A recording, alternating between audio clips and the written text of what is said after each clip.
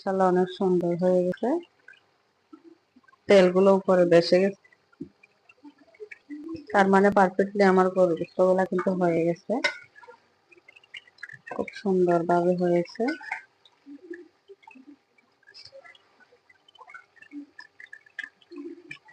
এরকম তেল তেল গোশত খেতে কিন্তু অনেকই ভালো লাগে। তেল একদম উপরে উঠে গেছে সবগুলো তেল।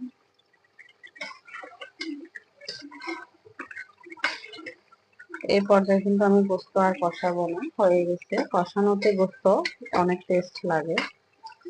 মাশাআল্লাহ আমার গোশতগুলো অনেক সুন্দর হয়েছে, অনেক লবণীয় হয়েছে।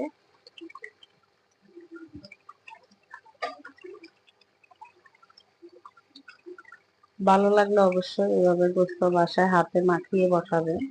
আমি তেমন একটা ভাজা মশলা দিয়ে গোশত পছন্দ করি না, মাখিয়ে পছন্দ করি। আসসালামু আলাইকুম এভরিওয়ান। এখানে গরু গোশত নিয়েছি 2.5 কেজি। তো আমি সুন্দর করে এগুলাকে ধুয়ে নিয়েছি। আর এখন আমি মশলা দিয়ে দিব এক এক করে। আমি আদা বাটা দিয়ে দিলাম ফার্স্টে, রসুন বাটা দিয়ে দিব, এখানে রসুন বাটা,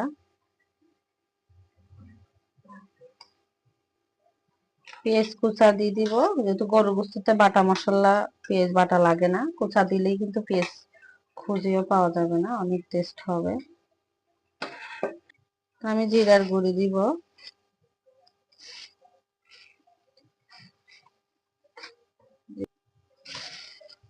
জিরার গুঁড়ি, ধনিয়ার গুঁড়ি দিয়ে দিলাম, জিরার গুঁড়িও দিয়ে দিলাম।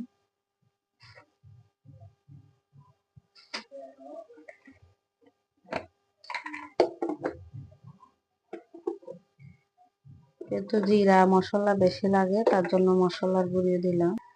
এখন আমি লাল মরিচের গুঁড়া দিব, আমি জাল বেশি খাই তার জন্য জাল বেশি দিলাম। আর এখন হলুদের গুঁড়াটা দিব,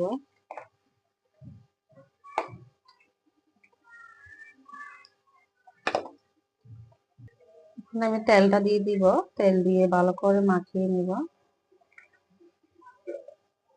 যেহেতু গোশততে কিন্তু আমার চর্বি আছে তার জন্য তেল অতিরিক্ত লাগবে না। এবার আমি সুন্দর করে হাতের সাহায্যে মাখিয়ে নিব।